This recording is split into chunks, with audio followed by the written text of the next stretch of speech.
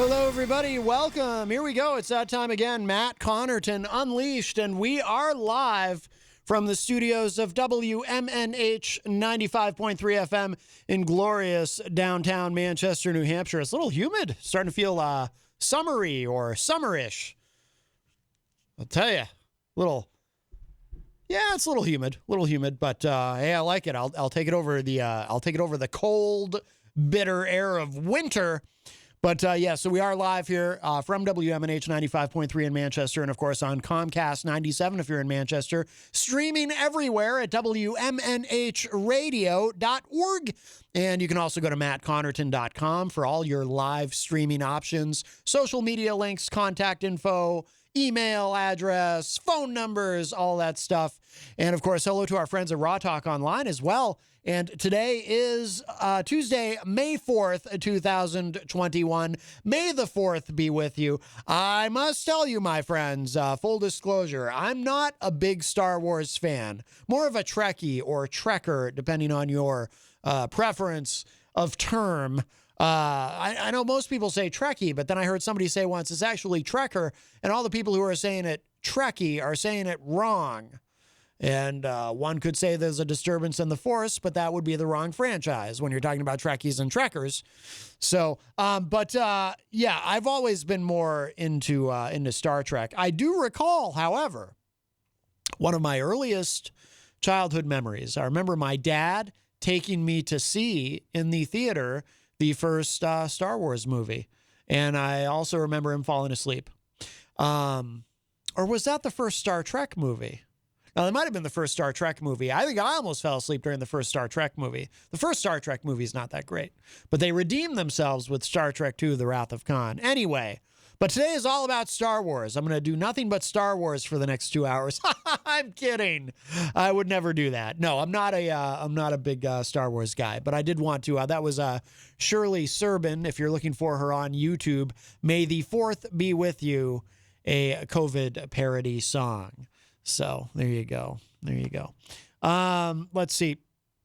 I do want to remind everyone, of course, that we are proudly sponsored by the Hop Knot in the Brady Sullivan at 1000 Elm Street.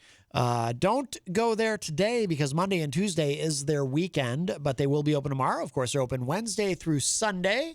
They have delicious gourmet pretzels. They have craft beer. They have trivia night on Thursday nights. I assume it's now outdoors with the beautiful warm spring weather.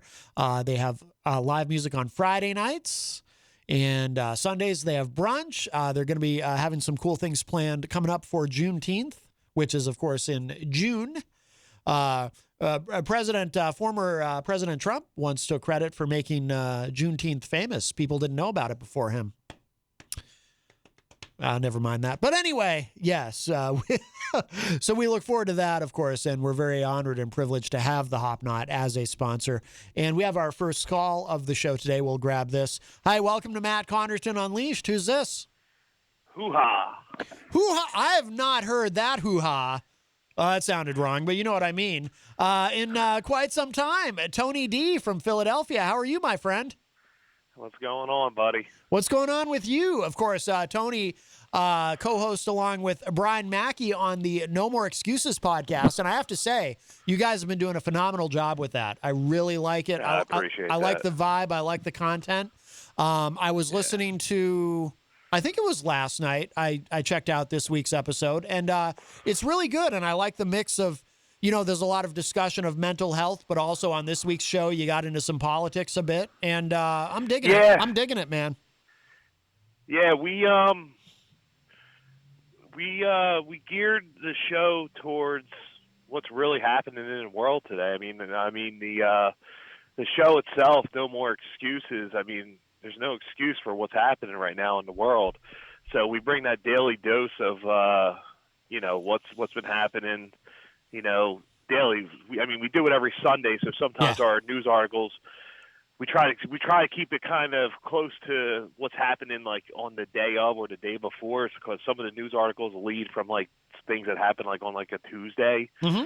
So we try not to bring because people already read all about all that, and so we try to keep it kind of close to what's happening on the day of or the day before, and one thing that's been, I think, rubbing us the wrong way with the show, or not the show, the things that are happening with, the immigration that I brought up yesterday, the stuff in India is absolutely crazy. I actually got I don't know if it was a spam email or if whatever it was, but it was someone from India that contacted me through this Alice program that they're looking for donations to help with helping them regenerate for new machinery for O2, for oxygen, because they're deprived of oxygen tanks down there right now. Yeah. And it's a really sad situation what's happening in India because, I mean, I don't know how many people live there,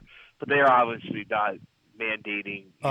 Brian brought up a good point. Like, they got like one of the greatest like space programs, but they have no money for their people. It's absolutely absurd. I think I don't remember exactly. I think it's about 1.5 billion people in India. Is that what it is? Billion with a B. Yeah, I believe it's the most heavily populated country in the world, and I think that's part of the problem. In their metropolitan areas too, they have people just stacked on top of each other, which is very difficult, and there is a lot of poverty there, and people who are not affluent can't afford to stay home during a pandemic.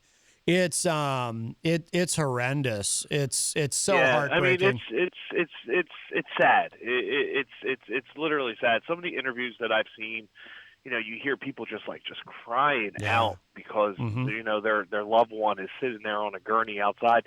There is a 55-bed hospital right now that has over 1,000 people lined up outside of it. Oh, yeah. 55 beds. Yep. 55 beds. Do you believe that? Could you imagine if that was in America? It's awful. 55 beds with 1,000 people waiting outside just to get inside. It kind of reminds me of what was happening in New York at one of the metropolitan hospitals once COVID began. And in Texas. Remember, that's when they brought the ship in. And then whatever happened with the ship, and then supposedly news articles were saying that they never utilized the ship to its full capacity. Yeah. They're actually sending people there for like broken legs and stuff like that, from what I read. But what's happening in India, Tony? I've been telling people too, that could have been us.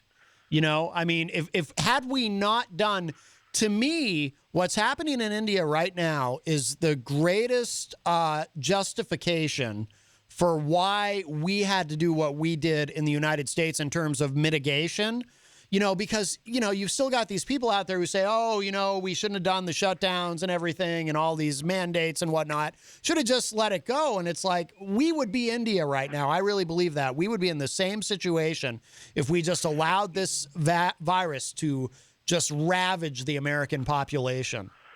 The sad part about it is that the United States is going to allocate AstraZeneca to India, which hasn't even been approved by the FDA here in America, and it rubs me the wrong way because why hasn't that vaccine been approved in America, but we're going to allocate the doses that are sitting on hand to a country that hasn't even been approved through our FDA? That's the thing that rubs me the wrong way. Is like, what are you sending them?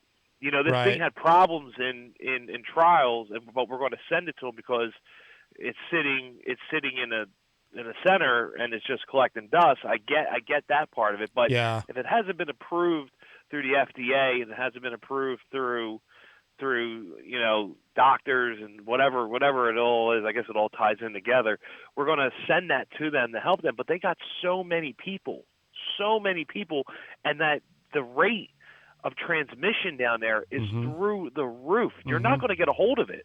You're just not. You're not. I think that you're so down the rabbit hole with it now that you're not going to be able to get a hold of it. You're going to have more people with it than people that aren't going to be vaccinated in India. Well, yeah, because I don't know if you know this, Tony. You probably do because you've been following this pretty closely, obviously, but they only have right now, as it stands, 2% of their population is vaccinated. 2%.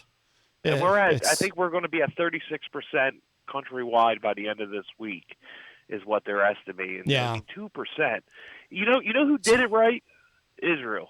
Yep. Yes, they did. Israel did it right because they got everyone fully they're fully vaxxed. Yeah. they're fully vaxxed over there, and they hit their herd immunity. I think it was within like a month and a half, 2 months or something like that they hit that herd immunity in such a short period amount of time. Mm-hmm, mm-hmm. They did it right. Whatever they did, people should be kind of following those guidelines and doing the same thing. From what I think.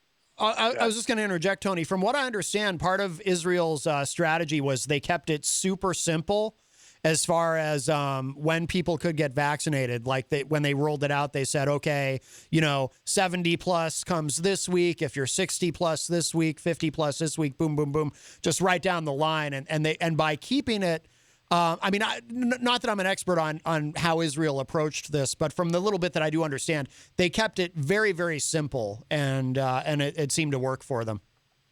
Yeah, it was a pretty easy system for them to follow over there. Again, their population is probably a lot less than India and America. Course. Yeah, very small. But they were able to do it. I mean, it was a system that was able to do it. Not saying that America is not doing the right thing, because who would have thought that everyone could have been vaccinated? Everyone was thinking by August. Yeah.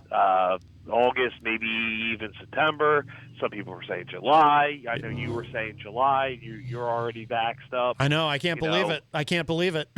I mean, the administration, I give them an A+ for the COVID response. Mm-hmm. I'm giving a serious F on everything else right now. I mean, there's just things that are in this.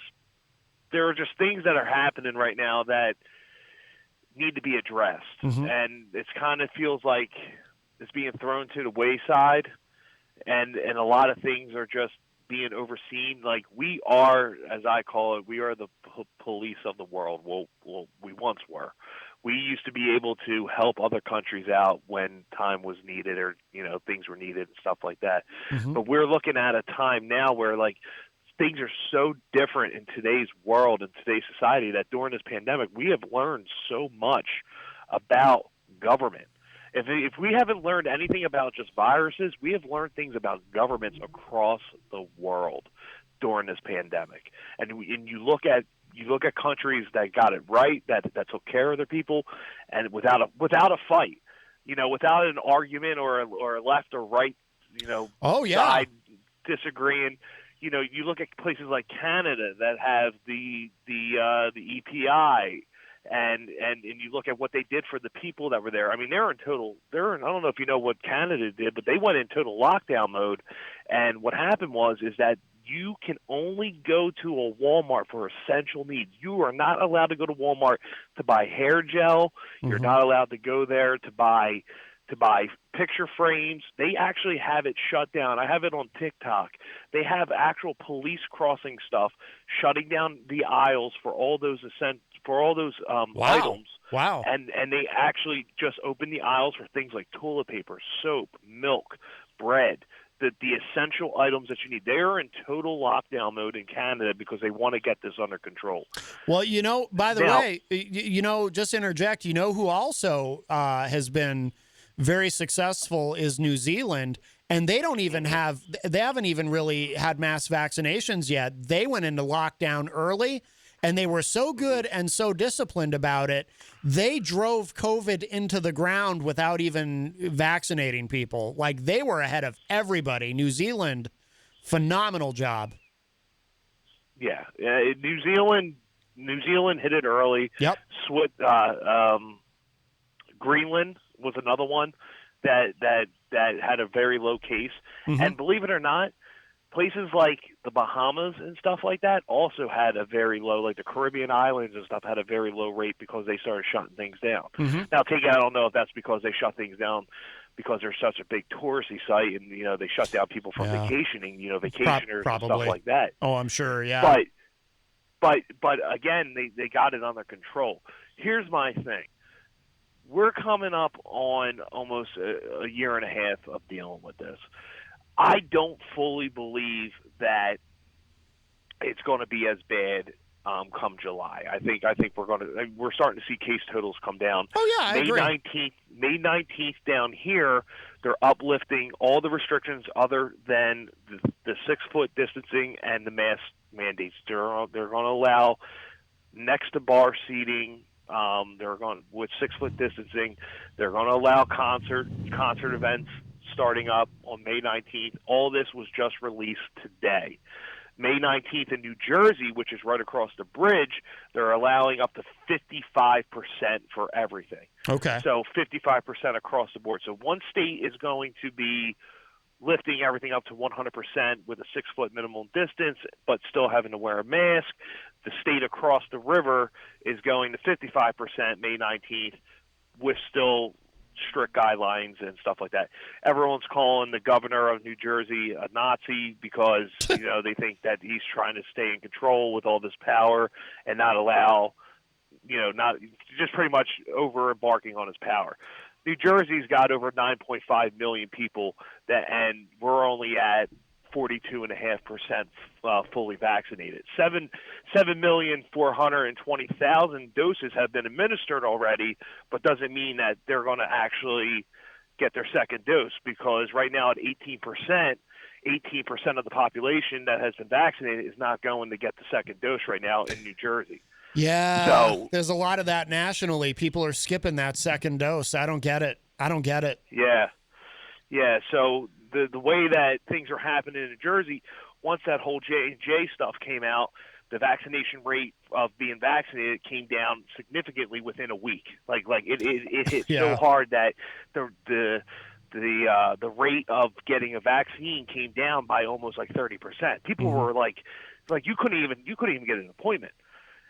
They're offering free beers and stuff like that if you get a shot and you show your card. I don't know if you saw that, but I did. They're offering, they're offering people free beers to get their shot. So if that doesn't tell you that there's a problem, there's a problem. Do I think that New Jersey will get to 70% of herd immunity? No, I don't. I don't think it's going to get nowhere near 70%. I think you might hit the 55% mark, and that's where you're going to hit a flat line. Yeah. I think Pennsylvania, because of what they're doing on May 19th and uplifting the restrictions, is going to make people say, well, the restrictions are up. It's my choice now, so do I really need to get this vax? They're probably not.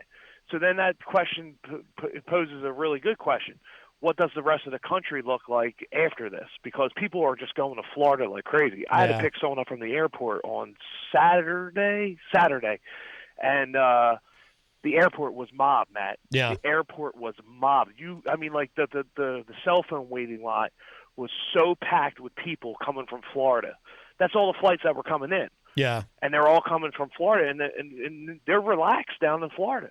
Everyone's relaxed. Well, they kind of always have been, though, to some extent. They never took it as seriously as they should have in Florida.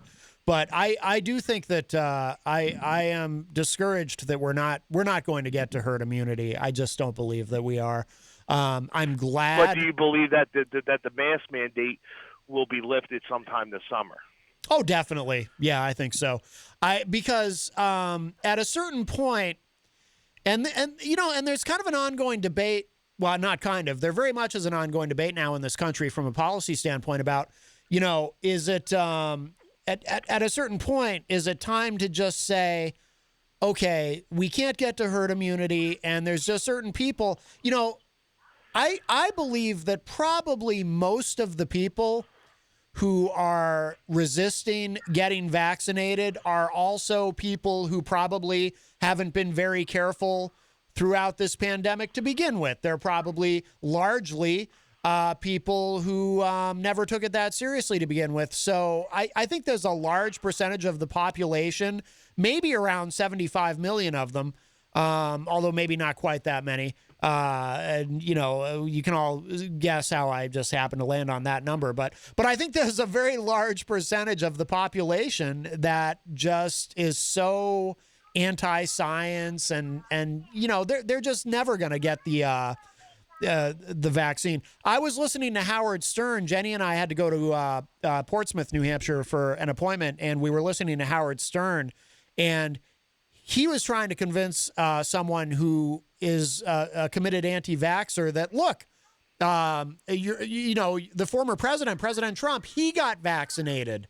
He said it was a good idea to get vaccinated. So that was his approach to convincing this person, Don't be an anti-vaxxer. You know, your Messiah, Donald Trump, he got vaccinated, so, you know, you should want to do what he would want you to do, you know, and that's how he was able to talk her into it. But I don't think we're ever getting to herd immunity. I don't think there's any chance.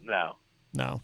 It's going to be one of those things. It's going to be one of those things, Matt, where it's going to be a yearly thing. We're going to get a booster shot every year. Yeah. The ones who get it, the ones who get it. The ones who want to, it's pretty much taking a gamble with like the flu, kind of. You know, Yep. You're going to get your COVID and your flu shot, and then the other ones are just going to take a chance. Like, you know, Yeah. Joe Rogan is the biggest D-bag I have ever listened to in my entire life, and we talked about this on No More Excuses on the last episode. Yeah.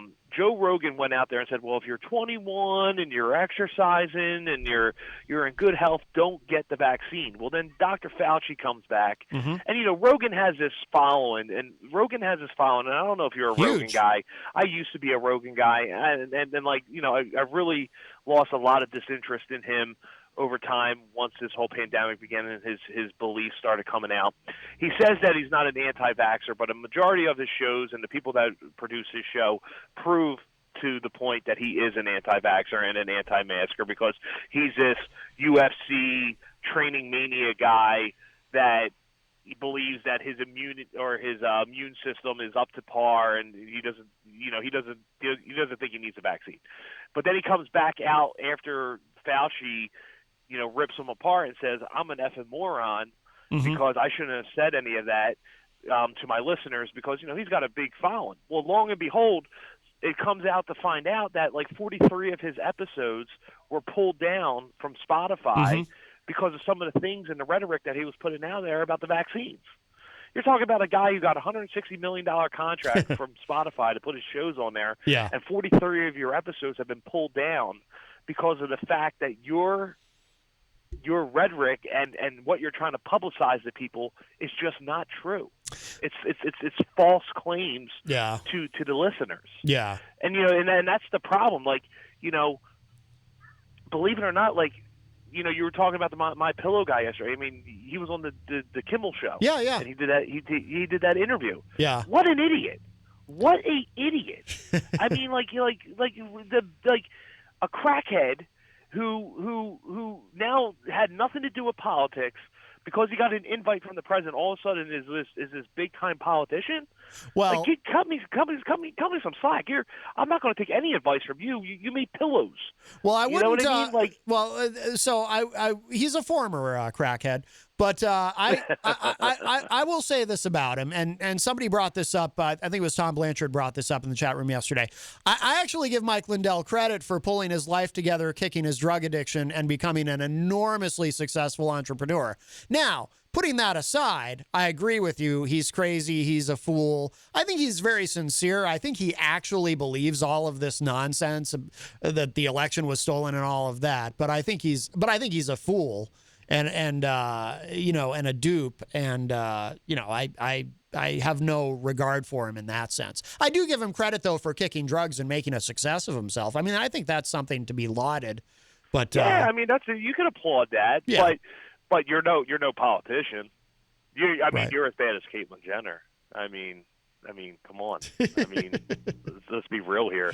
I mean, the people that are running that want to run for offices right now. I just read an article yesterday that Dwayne "The Rock" Johnson, you know, people are pushing, and he has like a serious approval rate, Matt. He has a serious approval rate to run for president of the United States. The Rock, the people's champion, to run for president of the United States, and he has an approval rating already to do it. Yeah. Well, could you imagine the people's champion with that eyebrow being your president? I can imagine that. He'd, you know, lay the smackdown on Kim Jong-un or something. I don't know. Bunch of candy asses. That's right. That's right. that jabroni. Yeah. Well, you know, I mean, actually, those kinds of things, though, those kinds of fantasies that people have about celebrities running for president, and Tony, I'm older, and I, I'm in my 40s, and I can tell you that's been going on since I was a kid. Like I remember when I was a kid, people would talk about, oh, what if a major celebrity ran for president someday, like Tom Cruise or somebody, or Tom Hanks, one of these big actors, and then a major celebrity actually did run for president in 2016 and ended up winning. Not an actor, but a reality TV show host and alleged successful businessman. But an A-list celebrity. Everybody in the world already knew who Donald Trump was. So we did kind of already find out what happens when a major celebrity runs. So it could happen again. I certainly think Dwayne "The Rock" Johnson is. I would actually have a lot more faith in him than someone like Donald Trump. That's for sure. Believe it or not, man. I mean, like, if he ran, I'd probably vote for him. Yeah. I'll be honest with you. Just because I follow him. Yeah. And like he doesn't put out. He is a businessman. He does own the XFL now. I mean, he's not some little person. Right. Literally and physically, he's not a little person. Yeah. But I think he would be well respected around the world because he is like a global. Mm-hmm. The face of wrestling, and wrestling has a strong following, and especially him. I mean, I wouldn't be opposed to him running compared to what we have running now. Like if he were to run, if he was to run this previous election, he would have had my vote because me personally, when you saw what the two candidates were, my question was, this is the best we got. Like this is the best that we can do. Like out of everything and everyone, this is the best that we can do. And you're starting to see the good and the bad of both sides of what one was able to do and what one's not able to do. Mm-hmm. And it's just maybe some difference in I don't know how to word it, but it would have been different. You get what I'm saying? It would have been. It would have been extremely different to have someone like that run, but it's just crazy because like now, like because of what Trump did, you got like people like Caitlyn Jenner that want to run for governor, and not saying like Arnold and Jesse Ventura, that's it, ex wrestler, who ran and won won. Yep, governor of Minnesota. Yep. Yeah, so it wouldn't surprise me to see like Dwayne "The Rock" Johnson run for president in 2024. Well, by the way, Caitlyn Jenner running for governor of California in this recall election, that type of thing has happened before with celebrities because, like you're younger, Tony, so you might not even remember, but in 2003, I think. When they recalled Governor Gray Davis in California, because in a recall election, an unlimited number of people can be on the ballot. So back then you had a crush of celebrities enter that race. And in fact, it got so ridiculous. Comedy Central had a game show. It just ended up being a one-night special, but they had a game show called Who Wants to Be the Governor of California? Adult film actress Mary Carey won the game show. But I don't think she was on the actual ballot. But that's how they ended up with Arnold Schwarzenegger, an actor, as governor of California because he won the recall election. So, yeah. But they had Gary Coleman. Yeah, Melanie writes in the chat, respect it. You clearly did not see San Andreas movie with The Rock. Me neither. Yeah, I haven't seen that either. But I didn't see that either. Hey, The Rock's put out some good movies, though. So, yeah. And The Rock has a very positive image, unlike Donald Trump. Yeah. No major scandals. But I mean, it's going to be interesting to see what happens here in the next 2 months. I mean, we're getting ready to hit our warm spout here. We got some humidity, starting to catch up. So, it's be interesting to see what happens in the next couple of months. Again, I don't believe that we're going to hit the whole herd immunity as everyone expects at the 70% countrywide. I think states are going to hit it. I think certain states are going to hit that number. Maybe, and you'll be all right in your state. Yeah. I don't think like the bigger states in the country, I'm skeptical about California for some reason. I don't know why that keeps coming up in my head a lot, but I'm very skeptical if California is going to hit that 70%, because it is a very strong Democratic state. So I'm very curious to see which state kind of hits first with the 70% or close to it. Mm-hmm. But California, for some reason, keeps reaching out to me in my brain and saying like they might be the first ones to be able to do it Mm-hmm. because of how much problems they have with the spread of COVID out there. Yeah. But again, that's just the way my head's gearing towards, you know.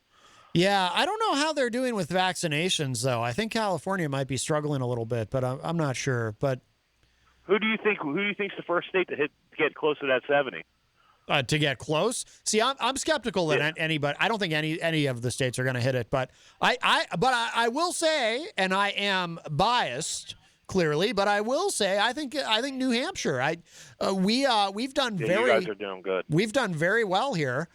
We have a Republican who takes COVID seriously, a Republican governor who's very pro-science. So unicorns can exist. And Governor Sununu, I think, has done a phenomenal job with it. And I think that we might.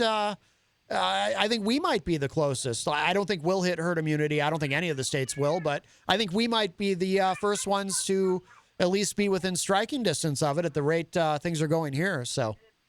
Yeah, that's good. Yeah. Hey, and the other thing too, I wanted to put this out there for everyone that's out there. Do not follow that Jesse PS guy. What happened? What hasn't happened is the question. The main thing is that he ran a show off the air by harassing people and calling their families and stuff on the air during his show. The dude is a real POS. Wow. And like he's garbage. Like the last episode, like he destroyed Tom Goley. Like Tom Goley hasn't been on the air for 2 weeks. And look, me and Tom had our differences on the air. Yeah. And we had our radio wars, but we had a conversation that was like, look, this is good for doing things. This is good for doing things. Yeah, and yeah. like we understood that. Yeah. And the way that this guy approaches the podcast world, his trademark is bullying the internet. Yeah. And then that's what he does. Like he has his people find information out on different platforms and goes ahead and just rips people apart to the point that they just don't want to do a show no more. Blowing up a show, calling a show a million times. Yeah. Giving out personal information on people's friends and family. He's a straight POS. I mean, Wow. that's just it. So anyone that if you ever see that, if you support that, good for you. But he's a piece of junk. Wow. Okay. He's a piece of junk. So Tom stopped doing his show? He hasn't been on the air in 2 weeks since this has happened. Wow. Huh. No kidding. Well, that's disappointing. Yeah. It's sad. It's sad. Wow. So that seems to be the trend of what podcasting's turning into now. Anyway, it's turning into bullies instead of shows. So whatever. Well. Whatever. But anyway, give us a listen every Sunday. You can check us out. The No More Excuses podcast with Tony and Bry, and you can catch it on Spotify. You can catch it on Google Play. You can catch it on Spreaker, YouTube, Facebook, everything. And it's really good stuff. It's real good talk to have a nice cup of coffee too. And it's not like what I used to do. This is real talk, talking about daily politics, what's happening in the world today, and we talk a little bit about mental health. But it's a real good touch of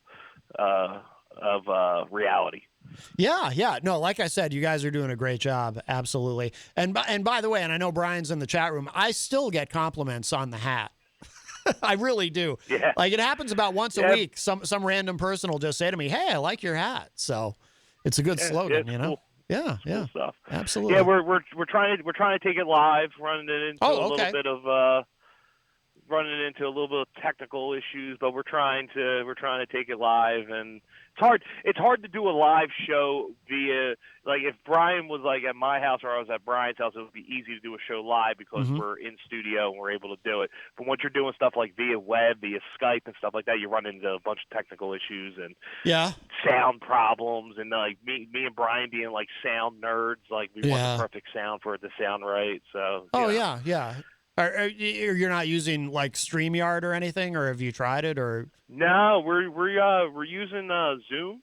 And we're using Zoom, and then Brian has a program that he uses, OBS, which is like totally like a different language to me. I have no idea. It's all like coding and stuff like that with that thing, and like I have no. When like Brian asked me a question about OBS, I'm like, that's you. That's all you. Like I have no idea what you're talking about. Yeah. So, but if you got a problem with your board, or you got a problem with mics, or you got a problem with lines or stuff like that, that's where I can come in and help you out. Yeah. So, but yeah, give it a listen. It's good stuff. I enjoy it. I enjoy it. Yeah. So. Good. No, it's good to see you guys working together. It's excellent. Awesome. And I always share it out too. So, people on my page, if you look in my feed, you'll see it. I think I shared out this week's show, but I must have, because I definitely listened to it. So yeah, no, you guys are doing a great job. You guys are doing a great job. All right, man. Let me clear the airwaves so Easy G can get in here. I know he's waiting. Most likely, yes. All right, Tony. Wonderful to hear from you, my friend. Be good. All right, take care. Bye-bye. All right, our friend Tony D from Philly. Well, he actually lives in New Jersey, but we always, I think he's from Philly originally, if I remember correctly. But yes, nice to hear from Tony. We haven't heard from Tony. I mean, he's been in the chat room, but we haven't heard from him on the phone in quite a while. So good to hear from him. But that does open up a line for you, 603-250-6007, 603-250-6007. You can also text me at 617-917-4476. Tweet me at Matt Connarton, or send an email to matt@mattconnerton.com. Oh, wow. It's already 4:45. And, of course, you can interact and opine in the Facebook live chat, and we'll say hello to everybody in there in just a moment. But the best thing to do so that we can hear and enjoy your dulcet tones is to give us a call at 603-250-6007. And speaking of Easy G, he had messaged me. I assume it's okay to announce this. So, of course, he's been, I should share this out too on social media again. But he's been raising money for the Relay for Life, doing a phenomenal job. So he did crack 2,000. So I knew he would. So he already broke through his goal of raising $2,000. So his new goal is 2,500, and I think he'll blow right through that as well. But, so you can go to his Facebook page if you'd like. He's Eric Gagnon on Facebook, or we did share it out on the Matt Connarton Unleashed Facebook page if you'd like to donate for the Relay for Life to raise money for cancer research. And I know Jenny and I are going to be participating in the walk, the actual relay. June, I forget the exact date now. It's in early June, and I'm going to be signing up as well. I can participate as a caregiver, and so we look forward to that. So congratulations to Easy G. And Eric will not be doing, from what I understand, unless he changes his mind, and sometimes he does, he will not be doing an official entertainment report this week. However, will be returning live in studio on May 13th to do his entertainment report with us live here, right here in person, in living color. And not only that, but he will be with us live Friday night on Retro Spectrum Radio with Paulie C. So for the first time, our first official guest, along with Paulie C. and myself and our friend Dan Randlett, Easy G will be here as well. So we look forward to that. And just to clear up any confusion, because some of you who also listen to Retro Spectrum Radio, you might be thinking, wait a minute, what about DJ Stephen Light? Wasn't he the first guest on Retro Spectrum Radio? No, because when DJ Steve has been here, he has been filling in for Dan Randlett on a few episodes where Dan wasn't able to be here. So he was a fill-in co-host for the night, not a guest. Easy G will be the first official guest, if you will. But yes, we will be having Easy G with us live in the studio next week, because as of May 10th, it will be 2 weeks after my second dose of the Pfizer vaccine. And 2 weeks after the second dose, that's when you're considered fully vaccinated. And so at that point in time, we will resume having live guests in studio during the show. We've been pretty restrictive the last several months because I have asthma and Jenny's immunocompromised, and we wanted to be safe, extra safe. So let's see. Well, let's do this. We were talking about it with Tony. Well, actually, let me say hello to everybody in the Facebook live chat, and then we do want to talk about the new goal announced by the Biden administration, which, not to be a Debbie Downer, but I am skeptical about herd immunity. I don't think we're going to get there, but let's see. We'll say hello to everybody in the Facebook chat. Miriam Banish joins us and says, good afternoon. Hello, Miriam. Melanie La Liberty, is it La Liberty or La Liberté? I thought it was La Liberty, but then Jenny put some doubt in my mind, and it might be La Liberté. Melanie says, I beat Brian Mackey. Whoop, whoop. Yeah, Brian's usually the first one in, most days. She was trying to be the first one. There's Brian Mackey in the chat room. Says, hey, everyone. Brian all the way from Idaho, and, of course, the host of the No More Excuses podcast, along with Tony D. And if you're watching online, you can see I've got my No More Excuses hat. Rocky Huber in the chat room says, I was the first one here, LOL. Well, you can all fight amongst yourselves about who was first. Rocky says, no one was here, so I left, LOL. Brian says, Facebook sucks today. Can't post to my groups. Can't share this show. Arg. Well, Facebook is randomly weird and arbitrarily glitchy at times. Bobby Champagne joins us in the chat room. Bobby says, good afternoon, my friends. Happy voting day, fellow Ward 6 citizens. Yes, anybody in the local Manchester, New Hampshire area, if you are from Ward 6, you can vote today. There is an election today. So I can't tell you I'm an expert on what's going on exactly in Ward 6 because I don't live in Ward 6, but let's see. Rob Dion is in the Facebook live chat. Rob is a top fan, and of course, from he's the entertainment reporter on the morning show every Thursday morning, and he does Name That Tune, very popular segment on the morning show with Peter White, and of course, he's the host of his own show as well, Through the Stage Door here on WMNH.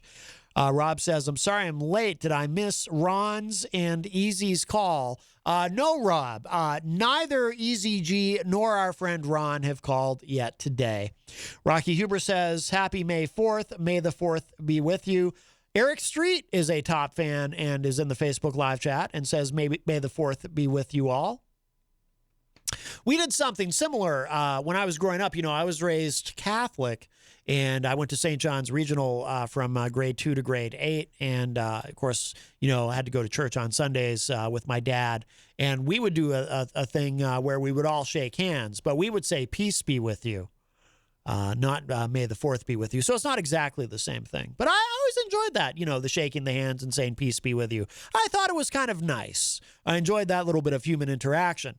But I assume that doesn't go on today. At least I hope not in the church because of COVID. Maybe a little peace be with you fist bump or an elbow bump, but no shaking of hands, please. I'm with Dr. Fauci on that. I would like to see that just go away forever. Just no more shaking hands ever.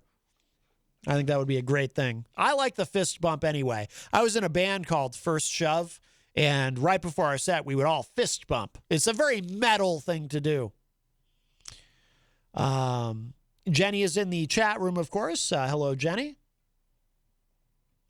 Rocky says, watch out, tomorrow is Revenge of the 5th, LMAO. Christian Lacoste is in the Facebook live chat. Hello, Christian. Angela Philbrook joins us and says, good afternoon.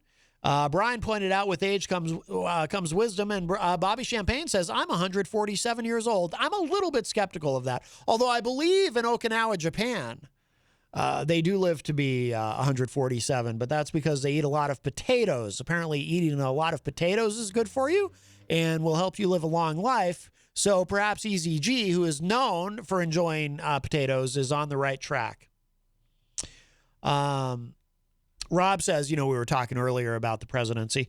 Rob, with Tony, Rob says, the fallout from the last 4 years of complacency while things were dismantled. Bobby says, I'm sorry I haven't been around much. I broke a rib 10 days ago. It hurts, and it hurts to live, LOL. Breathing, laughing, sneezing is out of the question, LOL.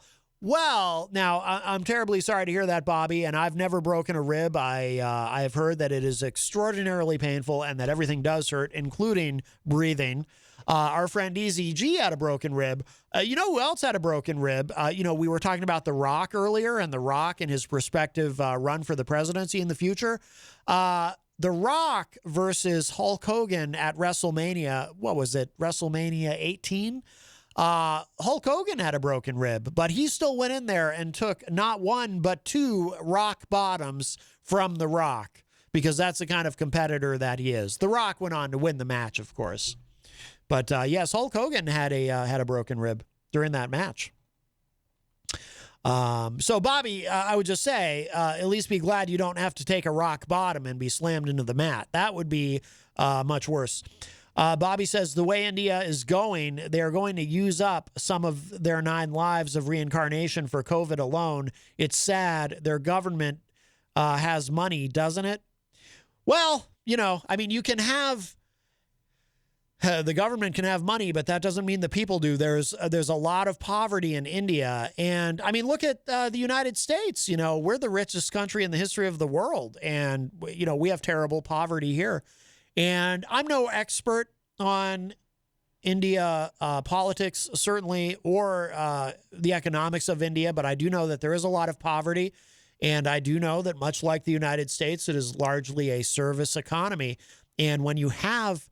This is the thing, sometimes in the U.S., people will say, particularly anti-maskers or COVID deniers, people of that ilk, anti-vaxxers and so forth, they'll say things like, look, if you're so worried about COVID and getting sick, you can just stay home. Just stay home. And it's like, no, people can't afford to stay home. It's a service economy, and people cannot afford to just stay home. If you're fortunate enough to be in a job or run a business or whatever your circumstance may be where you can stay home and still make money, or if you qualify for unemployment and so forth and you can do that, then great. But there's millions and millions of people who have to go out and work every day, who have to go out, essential workers, who have to go to work every day, even just if it's just to work at the grocery store. Whoever would have thought before this pandemic that being a cashier at a grocery store would be a potentially perilous occupation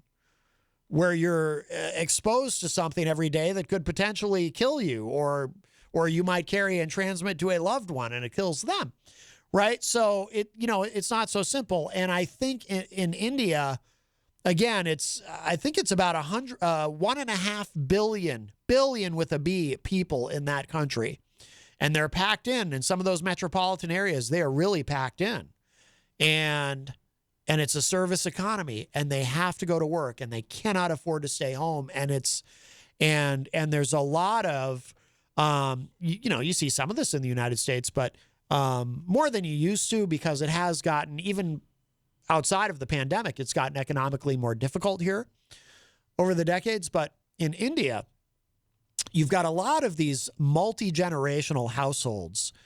And one person gets sick, everybody in the household gets it. And I know that the Prime Minister, Modi, has taken some criticism. And again, I don't know a lot about this, but I know that he's taking a lot of criticism right now for not handling things better early in the pandemic. And that's contributed to how they got to this point. But to me, the most heartbreaking thing is, they're at 2% vaccination.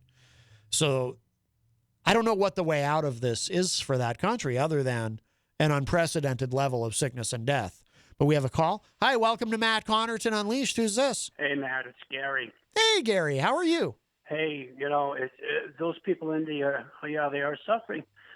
But one of the problems is they're very family-oriented, Mm-hmm. and there's like 20 people that live in the family. Oh, yeah. From babies all the way up to the elderly. And when the elderly gets sick or when someone gets sick, they're all in the same room. So Right. they're all in the same room at the hospitals, and it's a religious thing. So they don't want to, they don't want to push all their people out and stuff Right. like that. I'm glad, actually, Here, Gary. We were told Yeah. to stay away from our elderly and stuff like that, Yeah. and follow the hospital rules. So Well, you bring up that's where a lot of that came from. you bring up a great point, Gary. Jenny and I were talking about that actually earlier. Yeah, Jenny said it yesterday. I Yeah. heard it later. Jenny said yesterday that Yep. it's the same thing. They're very religious. Yeah, and it's caused, you're right, because in American hospitals at the height of the pandemic, and this may still be the case in a lot of places, you can't just go and visit a sick relative like you normally would expect to.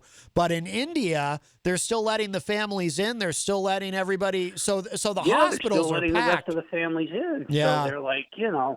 because we'll take care of our family, but no, you're still spreading the virus if you're a little healthy or Yeah. whatever. You're still spreading the virus with the rest of the people. But Yep. it's a religious thing for them. You're know? right. You're right. And Yeah. they it's a whole family thing. And, Yeah. But, Yeah. My heart that's like breaks. in many cultures. Yeah. Like in the Pakistani culture and the Muslim culture, the Hindu culture, they want everybody to be there Right. by then in case something happens. Then their family is taken right away and stuff like that Yeah. to be processed if they pass on. Yeah, and it's no, you're right, Gary, and it's so bad now that they're turning people away. People are dying outside of the hospitals. There's people just standing in Yeah. line. It's incredible. And there was this one lady. She brought her mom's tank, her tank, and then her mom was sitting in the car waiting to go in. And one lady said, "Thank you, I got the bed because the guy died before, and they took him out and they put her in the bed." God. Oh, it's so. Oh, it's heartbreaking. But yeah, It's heartbreaking. My heart goes out to them, and Yeah. it's just it's terrible. It's just so terrible. But I'll tell you what, we got to count our blessings. that could have been us. That could have been the United States. That's why I always say, if we had allowed, some people think, we went too far, that the mitigation steps that we took were draconian. I say definitely. We didn't start what we did. Mm-hmm. Oh yeah, that could have been us. Yep, absolutely. We may not have 1.5 billion people, but we 368 million or whatever it is. Yeah. But and you got to remember, India, they have, like different states and like us, but they're like way out in nowhere, Yeah. And it takes like 3 or 4 days to get to that particular place, Right.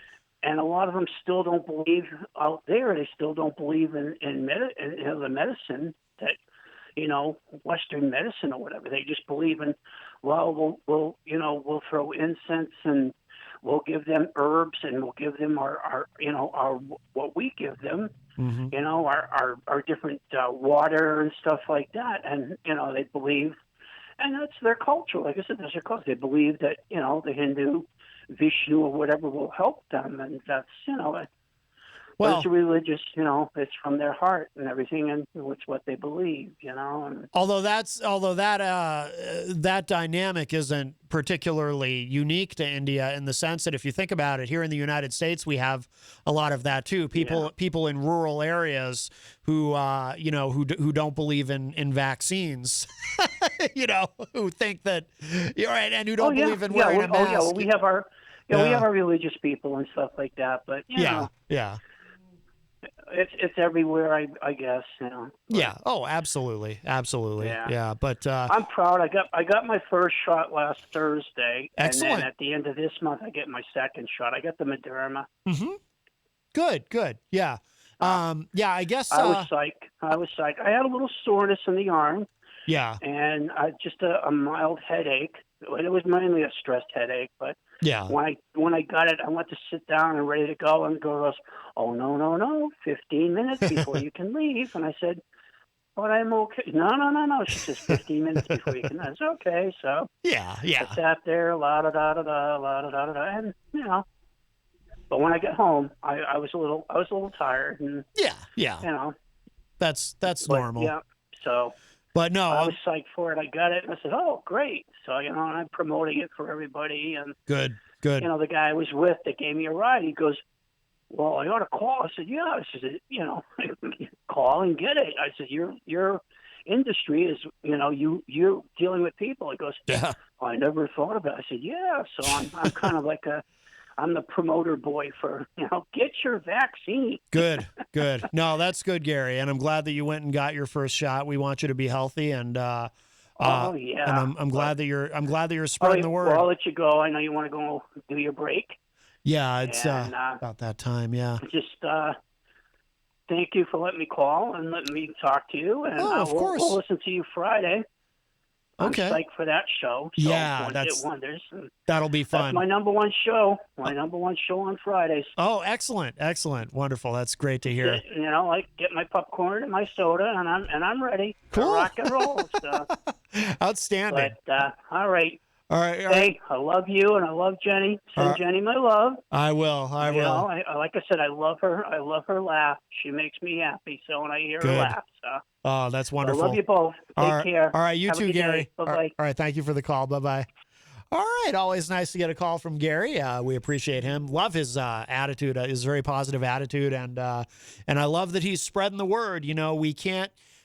We can't mandate that people get vaccinated, certainly, nor would I support mandating it. But I'm glad that he's out there, so encouraging people to get vaccinated. So the more people who get vaxxed, the better. And it's a great thing. I'm glad that Gary got vaccinated, and I'm glad he's encouraging others to do so as well. And it is the top of the hour, a little bit after. So let's take a quick break. I'll play a couple things. I need to refill my water, etc., and then we will be back with hour number 2 of Matt Connarton Unleashed, right here from the studios of WMNH 95.3 FM. Don't go anywhere. More to come.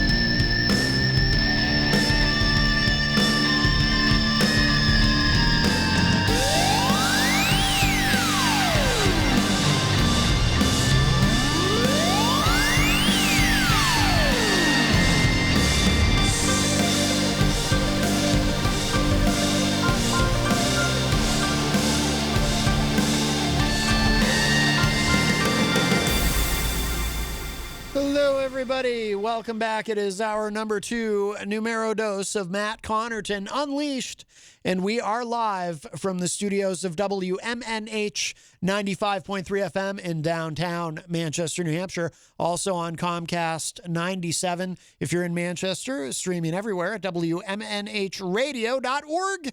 And also on the Matt Connarton Unleashed Facebook page. And you can also go to mattconnerton.com for all your live streaming links and options and phone numbers and social media and email and all of it.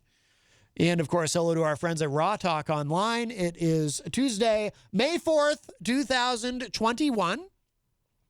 The number to call, 603-250-6007, 603-250-6007. You can also text me at 617-917-4476. Tweet me at Matt Connarton, or send an email to matt@mattconnerton.com.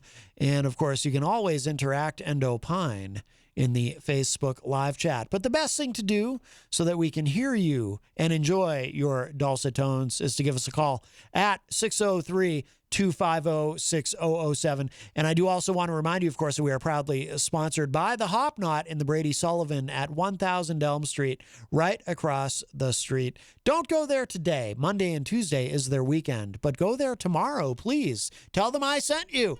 The Hop Knot, of course, they have delicious gourmet pretzels. They have craft beer. Thursday nights is trivia night. Friday nights they have live music. They have Sunday brunch. Jenny and I will probably be getting another pizza pretzel this week, or is it the pretzel pizza? I still can't get that straight. All I know is it's delicious. It really is so good. They're always adding new things to their menu, by the way. So they're always kind of mixing it up, as EZG might say. They like to mix it up. But it is such a wonderful place and a wonderful family that owns and operates it. So, and we love Kenny and Trudy, and we're looking forward to having them back in the studio. You know, as of May 10th, we will be resuming live guests here on this show. You know, I decided back in the fall, as we were heading into the winter surge of COVID, I made a decision that, to kind of tighten things up even a little bit stricter than what the station's policy is. So, obviously if we have guests, we have to, adhere to social distancing and whatnot. But I decided for the sake of my health and Jenny's health, that, we would kind of keep it within household and also within the station in terms of other people who have shows here on WMNH, and that's it. No outside guests. But as of May 10th, it will be 2 weeks after my second shot of Pfizer, and we'll be able to resume. I will feel comfortable at that point resuming in studio guests. So I look forward to having Kenny and Trudy in. Texas Mike is in the Facebook live chat, and he mentioned he's excited to be able to come in again. And Easy G will be here May 13th live in the studio to do his entertainment report. So we look forward to that as well. Also, speaking of sponsors, I see Mike Pelopita is in the Facebook live chat. Mike, of course, from Queen City Cabinetry, another one of our wonderful sponsors here at WMNH 95.3 in the historic Sunbeam Mall. And they are very big supporters of all the shows here. And of WMNH. I always see Mike in the chat room, and I know he's always in there for the morning show as well. So we appreciate you, Mike, and we appreciate all of our listeners who support all of our wonderful sponsors here at the station. It is so very important. They keep us going. So we appreciate them. And by the way, if you're interested in sponsoring WMNH or specifically any of the shows here, reach out to me.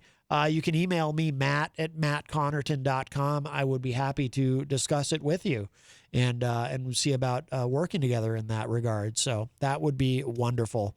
But more immediate matters at hand. Give us a call, 603-250-6007. By the way, also, speaking of local businesses, I wanted to make sure I remember this, to mention this and say hello to our friend Chris up the street at Bunny's. Great convenience store, just a couple of blocks up the street here on Elm Street. Sometimes I pop in there before the show if I need a blast of rocket fuel, in other words, caffeine, an energy drink of sorts. And they have at Bunny's, they have the Coca-Cola ones that I like, but the sugar-free ones, it's a sugar-free energy drink Coca-Cola makes. And those are getting harder and harder to find. Not the Coca-Cola energy drinks, but the sugar-free ones are getting harder and harder to find. I can't drink the ones with sugar. I mean, I can. In theory, I can have them. I'm not diabetic or anything, but I don't know what the point is. What is the point of an energy drink that has sugar in it? You get the caffeine and the B vitamins and whatever is in the energy drink because it's in an energy drink, but then you end up crashing because of the sugar. So what's the point? What's the point of drinking something? It's supposed to be an energy drink, and it actually ends up making you more tired. So I like the sugar-free ones. But the sugar-free ones of the Coke, they're getting harder and harder to find. But Bunny's always has them. And they're a great deal, 2 for $3. But anyway, and they're not a sponsor, so I don't get any money for giving them a shout-out. But Chris is an avid listener of the show. And the reason I bring this up specifically is, well, 2 reasons. One is we appreciate that they play the station in Bunny's. But also, too, I remember Gonzo saying they always play the morning show in there as well. But also, too, so I stopped in there today right before my show, and Chris was there, and he said, hey, I heard you, I was listening the other day, I heard you get really mad at that guy who came in during your show. So I thought it was funny that he brought that up to me. I've heard from a few people about that, but it was just funny to walk in there. And if you missed it, it was last week. It was late in the week. Was it Thursday or Friday? It was either Thursday or Friday. It was at the end of the week. We got a surprise visit. Stephen Comley Sr. Just came wandering in during my show while I'm live on the air. He had some important documents. I do have them. They're in my bag. But, he's been on the show before, and, I've always been respectful to him, even though I think he's, you can Google him if you really want to know. Anyway, but he just wanders in during my show. Now, he does have a habit of showing up here unannounced, but in the past, he's shown up unannounced before my show. And in the past, when he's done that, and it had been a long time, but in the past, when he's done that, I would say, hey, if I didn't have anything else already planned, like a specific guest, I might say, hey, if you want to stick around for the show and chat, you can. He's an interesting character. But what happened last week was he just comes wandering in completely unannounced while I'm on the air, while I'm in the middle of something. And until May 10th, and I've said it on the show many times, until May 10th, when I'm considered fully vaxxed, I'm not having any in-studio guests, and I'm certainly not having somebody just walk in unannounced on my show, right? So he just comes wandering in here. So actually, Easy G was on the phone, so we were talking to Eric, and so Stephen Comley, he just comes walking in, and I said to him as politely as I could, live on the air for everyone to hear, I said, hey man, not having any in-studio guests until I'm fully vaccinated. Sorry, you can't be here. But I wasn't mad yet.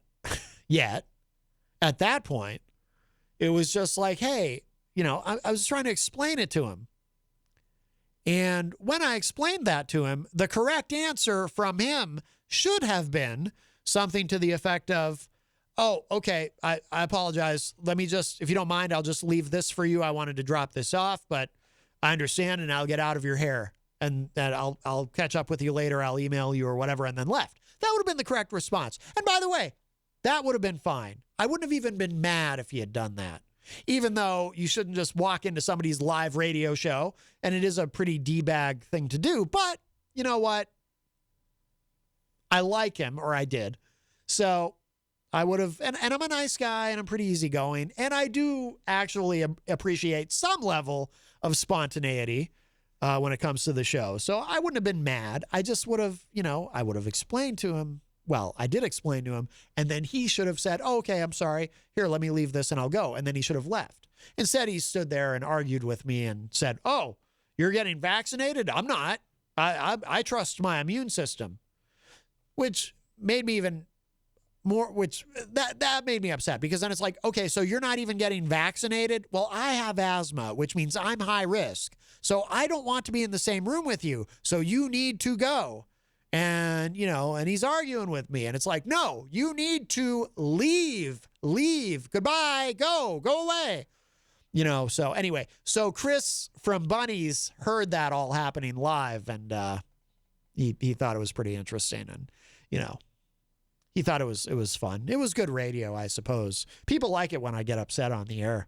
It makes for compelling content. So, but yeah, I was pretty upset with Stephen Comley Sr. But Chris from Bunnies, shout outs to Chris at Bunnies. I do enjoy going in there and getting feedback from him about the show. It's a lot of fun, and I do appreciate the support.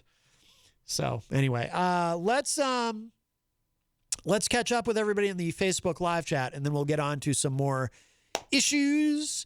Wayne Noel is in the chat room. Wayne, a top fan all the way from Michigan. Hello, Wayne. Mike Pelopita, I mentioned earlier, joins us. Hello, Mike. Bobby Champagne says, I ran into an anti-masker, anti-vaccine guy yesterday. He was older and due the respect of service, so I simply left the room. I assume that means he was a veteran. He was saying that he got COVID and it's nothing but a flu, blah, blah, blah. Knowing I am sitting 6 feet away with a father that died from COVID 100 days ago. Yeah, it must have been difficult for you to stay calm, Bobby. I commend you for keeping your composure and not lashing out at him. But that's one of the frustrating things too, is you've got these, not only do we have the COVID deniers and the anti-science people to contend with, but there are some people who have actually had COVID, and then even though they've had it, they continue not to take it seriously because it wasn't a big deal for them. You know what I mean? I'm sure we've all run into them, right? The people who had COVID, who they go, yeah, I had COVID. It wasn't any big deal. I mean, it was like having a flu. It wasn't any big deal. And because of their narcissism and their own selfishness and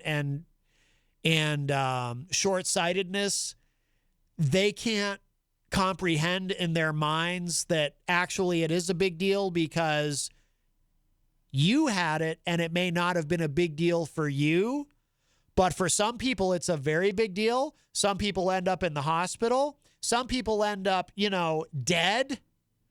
But you've got these people, they're not COVID deniers because they had it. They actually had it and they acknowledged that they had it. But because it didn't kill them or put them in the hospital, they're like, yeah, I had it. What's the big deal? It wasn't a big deal. I've had people say that kind of thing to me, and it's like, it affects different people differently. It wasn't a big deal to you because you're not, dead. But to someone like Bobby, for example, who lost a loved one because of COVID, it's kind of a big deal. But, oh my God. I mean, but one of the, I hate to be so negative and cynical, but one of the things that this pandemic has taught me, certainly, is the true level of just narcissism in this. I mean, look, anyone could see, I've said it on the show, and anyone could see that we live in a kind of a narcissistic society. It is the nature of our culture. But I didn't know how bad it was. I didn't know how deeply that runs. I mean, I probably should have known. Sociologists have written articles about it and done the research and whatnot, about how people are so narcissistic in our culture and how empathy continues to decrease as narcissism continues to increase. And so maybe I shouldn't have been surprised, but I still don't want to accept it. But it is truly shocking just how narcissistic and selfish people are. And this pandemic and the attitudes of so many about it have really kind of revealed that. And it's far worse than I thought. Like, in a broad sense, and again, I'm speaking broadly. Obviously, there are many people who I love, who I think are great people, and I certainly appreciate everyone who listens to the show. And I love you all, even if you hate me, even if you're someone who listens to the show just to hate on the show, because there are people who do that. That's proven. Howard Stern proved that. There are people who will hate listen to a show. But I'll tell you, in a broad sense, just in terms of how I feel about humanity, I like people less in a general sense. I like people less now than I did before the pandemic. I just, we've got almost 600,000 dead Americans, and it didn't have to be that way, guys. It didn't have to be that way. But because of the selfishness and the narcissism of so many people who, just refuse to take anything seriously. And part of that too is, we learned from this pandemic, it's one thing if you can convince someone that they need to do certain things and take certain precautions, or not do certain things and take certain precautions to protect themselves. But trying to explain to someone that, like, for example, with a face mask, trying to explain to someone, well, you need to wear the face mask, not necessarily to protect yourself, but to protect other people around you. So you're not necessarily doing it for you. You're doing it to protect other people. Man, it's like talking to a wall. Trying to convince people that they need to do something not for themselves necessarily, but to protect others, for the health and well-being and safety of others. Oh my God. People look at you like you got 5 heads. Like, what? Why would I want to do that? Why would I want to care about other people? I'm an American. I only care about me. I don't have to. I have a patriotic duty not to care about other people. I'm not going to put on a face mask. The Constitution and Donald Trump and Jesus, they all told me I don't have to care about other people. So it's, yeah, my faith in humanity has been so severely damaged by just realizing that about people and the true nature of human nature. It's a lot darker than I thought, guys. I'm sorry. It's a lot darker than I thought. Oh, well, it's good to know, though. I suppose, right? It's not a pleasant thing to learn, but it's good thing to learn. It's a good thing to be aware of. Oh, wow. We were talking earlier with Tony D about, The Rock potentially running for president in the future. By the way, there's currently a sitcom on NBC, or you can watch it on Peacock, about that very subject called Young Rock. And it's, The Rock tells stories of his childhood. And it's, but the premise of the show is it's the year 2032, and The Rock is a candidate for the presidency. Rob Dion says it could happen again because people are dumb enough to let history repeat itself. Although hopefully The Rock would be a very different president than Donald Trump. Somehow I don't imagine The Rock announcing his presidency by, descending on an escalator and then announcing to everyone that Mexicans are rapists. I think The Rock would approach things from a different standpoint. I would hope. Let's see. Christian Lacoste joins us in the chat room and says the California election is a joke, referring to the recall of Gavin Newsom. And he said, I'm glad to see Tony's doing better. Yes, our friend Tony D, who called earlier. I just want to make sure we don't miss anybody in here, and then I do want to get to one or two other things before we wrap up here. Christian says you have to be a rocket scientist to run OBS. We were talking about that earlier with Tony. Let's see. Stefan Philbrook, who is a top fan, joins us in the chat room. Stefan says 61% of New Hampshire have had one shot. Not sure we will get close to 80 with all the anti-vax peeps here. Yeah, I mean, there's a lot of anti-vaxxers here. There's anti-vaxxers everywhere. No, I don't think we'll get to herd immunity. I don't believe any of these states or any part of the country will get even close to herd immunity. I'm pretty pessimistic about that. Let's see.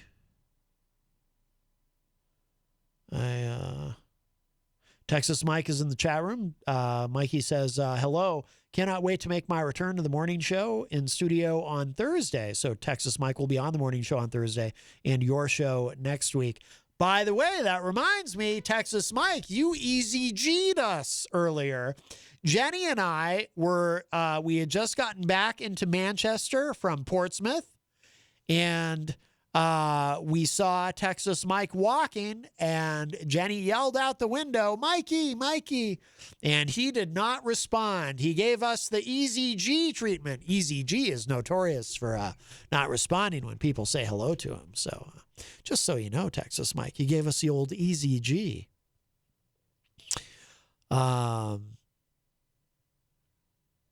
Let's see. I think Tom Blanchard is in the chat room. Tom says, my company is paying us $150 for getting the shot. Yeah, some employers are looking for ways to, they don't want to tell their employees they have to get the vaccine, but they're looking for ways to encourage it because you want to have a healthy workplace. The last thing anyone wants is, a cluster of COVID in their workplace. And by the way, speaking of in the workplace, the military, that's an ongoing debate in the military. It turns out a lot of people serving in the military are anti-vax. And so, I guess there's a possibility that Biden may decide as commander-in-chief that if you're in the military, you have to get vaccinated, which I would support. I mean, people talk about readiness, combat readiness. Well, you can't have clusters of COVID outbreaks in the military, right? Or super spreaders in the military and still be combat ready, can you? Especially at these very tense times in the world. So Tom also says, Comley, is that the guy who wears the boot on his head? No, that's Vermin Supreme. We love Vermin Supreme. I voted for Vermin Supreme in the 2016 Democratic primary, in fact. No, we love Vermin. I once witnessed Vermin Supreme at an event turn Randall Terry gay by dumping glitter on him. It was fantastic. Wrong nut, Jenny says. No, we love Vermin. Let's see. Texas Mike is asking, where did we drive past you? It was on not Bridge Street, where they're doing the road construction. What the hell's the name of that street? Where they're doing the road construction, Texas Mike. You know, by where the 7-Eleven is, if you're going from Elm Street over to the west side. I can't remember the name of the street. Granite Street? Is that Granite Street? Yeah, I think it's Granite Street. That's where we drove past you. You probably had your headphones in or something. Tony D says, mentions the free beer if you get the shot in New Jersey. Oh, Queen City Ave. Yes, that's what it was. Thank you, Mikey. Yes, it was Queen City Ave. That was the scene of the crime where you gave us the Easy G treatment. Well, we should look at this because we've been talking about it. This is from Reuters. Biden's new goal, and this was announced today. The new goal is 70% of U.S. adults to get one vaccine dose by July 4th. It says here, President Biden today announced a goal to have 70% of U.S. adults vaccinated with at least one COVID-19 shot, because a lot of people, and we've been talking about this on the show too, a lot of people are skipping their second shot. I don't understand why.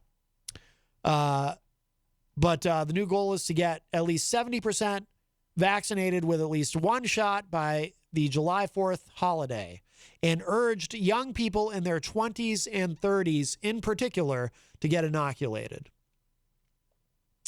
The president, who has made fighting the coronavirus a key priority of his administration, and I would say the top priority, as it should be, had previously announced July 4 as a target date for when Americans can gather in small groups to signal a return to greater normalcy in the middle of the pandemic. Biden's new goal comes as the administration faces increasing, though not unexpected, challenges to getting shots into the arms of people who are hesitant about the vaccine. The new target takes that reality into account. Biden told reporters at the White House while announcing this, quote, "Now that we have the vaccine supply, we're focused on convincing even more Americans to show up and get the vaccine that is available to them. If we succeed in this effort, then Americans will have taken a serious step toward a return to normal." Now, I wanted to address something, by the way. Mea culpa, I was wrong about something. And, or as Fonzie used to say on Happy Days, I was... No, it's very easy for me to admit that I was wrong.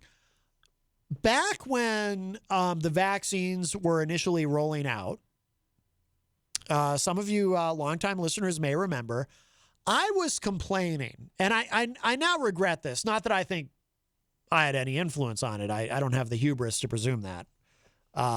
But certainly not. But I was complaining about the media and certain people in government who were really driving this message home of the importance of getting vaccinated and that the vaccines are safe and whatnot, only because I felt that they were putting the cart before the horse. Because at the beginning of the vaccine rollout, before Biden even took office, right? You know, it was still during the Trump administration, and they, of course, you know, they botched the rollout immediately because of course they did. Remember that one guy, I forget his name now, from the administration came out and said, you know, to his credit, he did take the blame publicly and said, oops, my bad. Anyway, but the trucks were rolling, and I remember that was a very big day when those first trucks of vaccine were rolling. But it looked like it was going to be such a long, hard slog, and that so many things would have to go right. Everything was going to have to go right in order for this to go even remotely smoothly. And some of you probably remember me saying things. I think Tony even brought it up when he called earlier. I'm sure many of you remember me saying things like, yeah, hopefully by July or August or God knows when, I'll finally be able to get a vaccine. I was very pessimistic about it. I mean, I was excited that, we were finally getting the vaccines, but I was pessimistic about the rollout and how it was going to go. And my complaint about the campaign against vaccine hesitancy at the time was, I thought, yes, of course, you want to convince people to get the vaccine. That is important. And you want to overcome the vaccine hesitancy that exists in this country. There's a lot of anti-vaxxers. There's a lot of people who misunderstand, who thinks the mRNA technology is new, which it's not new, by the way. It's existed for well over a decade. They just finally had a chance to really deploy it on a mass scale. Also, too, with Black Americans, you can't, when you think of the Tuskegee experiments and whatnot, you can't blame them for having some hesitancy. So there's a lot to overcome. But I just felt like at the time, and I wasn't the only one saying this, but, there weren't a lot of us saying it.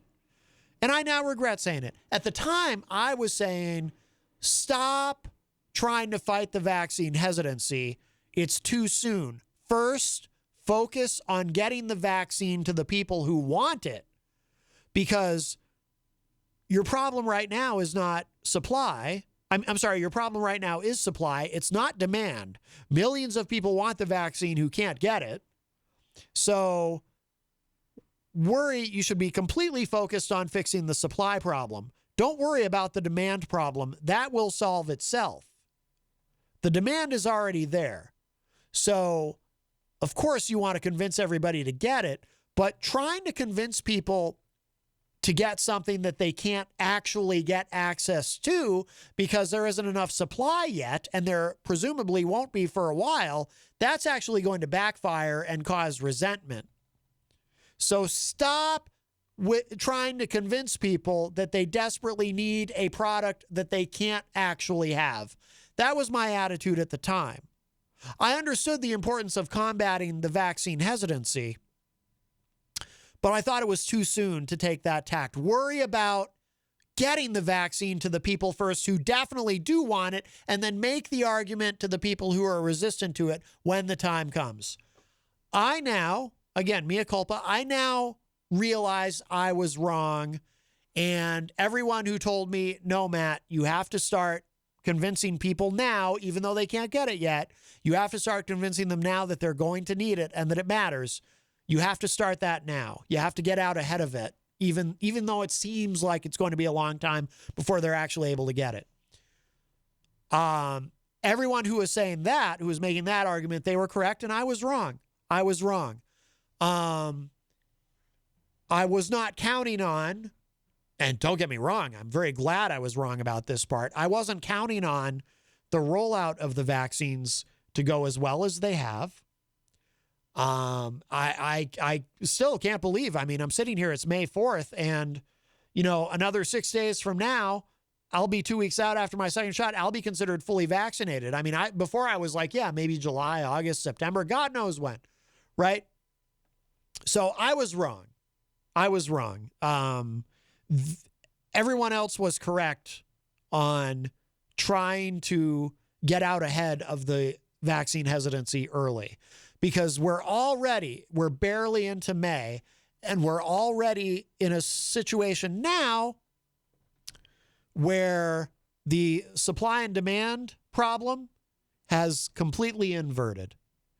We went from having not enough supply and too much demand to now having too much supply and not enough demand. And it is a problem. It is the reason why I do believe. And hey, look, maybe I'll turn out to be wrong about this too, with my pessimism, not pessimism.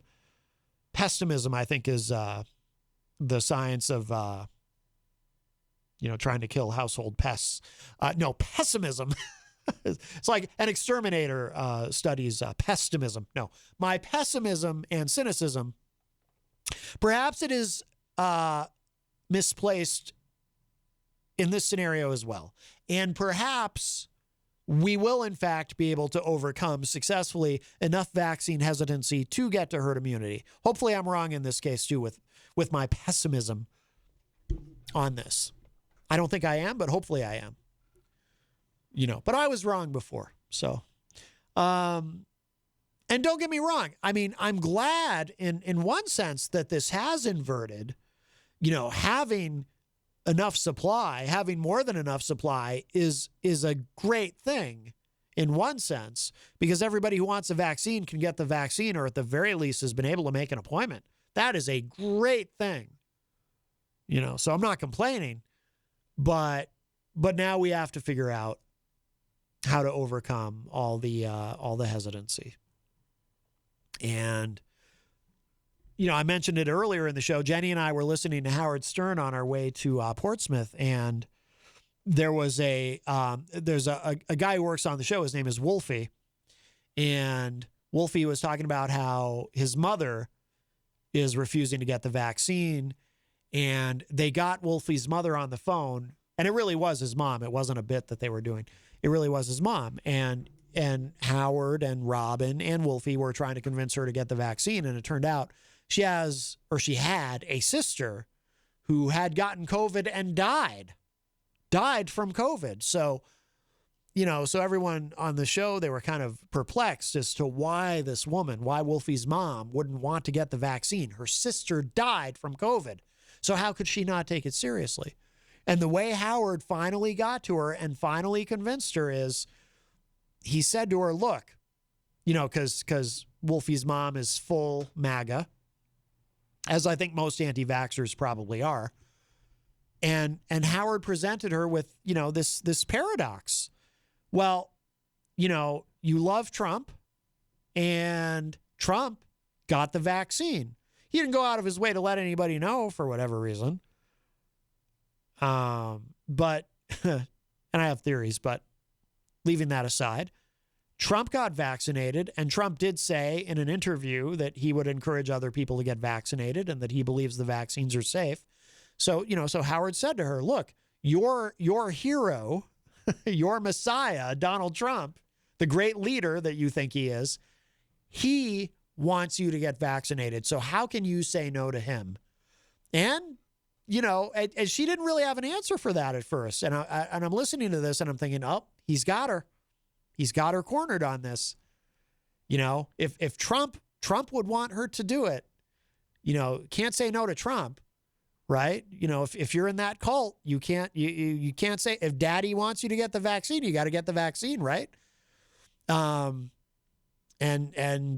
that was what got her to cave and to agree to get the vaccine, because Trump would want her to do that. So that's why it's frustrating to me that Trump won't do more. He should make some sort of public service announcement or something that they can run everywhere, encouraging people to get the vaccine. I'm not saying that if Trump came out more publicly and more forcefully and encouraged people to get vaccinated, that we would get to herd immunity. But there are a lot of people, there are a lot of Trumpers who, may currently be anti-vaxxers who, hearing their great leader tell them, no, I want you to get vaccinated, who might change their minds. And it might change enough of their minds that, that we could, again, I don't think it would be enough to get us to herd immunity, but it might save some lives. It might save some lives. Let's see. Just a little bit more on this. So, Biden's new goal includes having 160 million adults fully vaccinated by the 4th of July. An administration official told reporters that at this time, 105 million Americans are fully vaccinated, and more than 56% of U.S. adults, or 147 million people, have received at least one shot. Biden said, quote, there are a lot of younger people, especially those in their 20s and 30s, who believe they don't need it. Well, I want to be absolutely clear. You do need to get vaccinated, unquote. The president's goal would result in roughly half of the entire U.S. population being vaccinated by early July. U.S. officials are gearing up to administer vaccines to adolescents once approved by the Food and Drug Administration. To meet the president's target, the government will work to make the vaccine even more accessible by having thousands of pharmacies allow walk-in appointments and using the Federal Emergency Management Agency, FEMA, to support more pop-up clinics, the White House said in a statement. And by the way, right here in Manchester, at the Rite Aid on the West Side, you walk in and there's a table right there. They're trying to, and somebody, as soon as you walk in, somebody jumps out from behind the table with a needle and they try to stab you with. No, I'm kidding. No, it's not like that. No, but I'm kidding. But there is a table right there when you walk in at the front. And, and there's no pressure or anything. It's actually not like I described, not even close. No one even really tries to push anything on you, but the table is there. And, there's someone sitting there. And if you want to go and get vaccinated, you can. Right there. Right there. It could not be any easier or simpler. And easy and simple kind of mean the same thing. So I apologize for being redundant. I try not to be redundant or repetitive or monotonous or just say the same thing using different words or synonyms or anyway, I try not to do that. But I endeavor not to do that. I make an effort not to do that.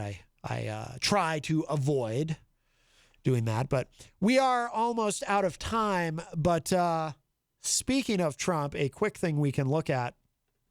This actually, I just saw this story pop up while on the air. Trump has launched a big new social media platform.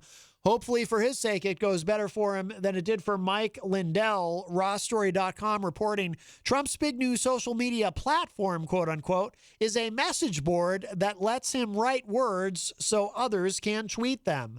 Well, now, as I was saying, we need Trump to come out and tell the MAGA cult to get vaccinated. Maybe he will use this opportunity with his new media platform to do just that. Spoiler alert, he won't bother, but we hope that he does. No, I know what he's going to use it for. He's going to use it to push this idea that the election was stolen from him, etc. Oh, and that he was the greatest president ever and all that. But it says here, Donald Trump, the former president, today launched a new social media platform that is merely a message board that allows other people to post his thoughts to Twitter or Facebook. Currently, the like button does not work. Trump had allegedly been in talks with social media platform owners and creators, and some reports claimed he was going to launch a Twitter rival after the social media giant banned him for life. By the way, that's already been tried. There's a service called Gab, which I actually signed up for years ago and ended up not using. It's a conservative version of Twitter, kind of like Parler is supposed to be a conservative version of Facebook. But we know how these things turn out. Anyway, today Fox News broke the story reporting that Trump had, quote, launched a communications platform which will eventually give him the ability to communicate directly with his followers after months of being banned from sites like Twitter and Facebook, unquote. The platform called, this is the name of the platform, From the Desk of Donald J. Trump. That's the name of it. That's a snappy name, isn't it? A little wordy, but From the Desk of Donald J. Trump is web browser based only, has no mobile app, and does not even allow comments or posts to be embedded. Huh. A 30-second video posted to the site after the Fox News story broke heralds the site as a beacon of freedom and a place to speak freely and safely.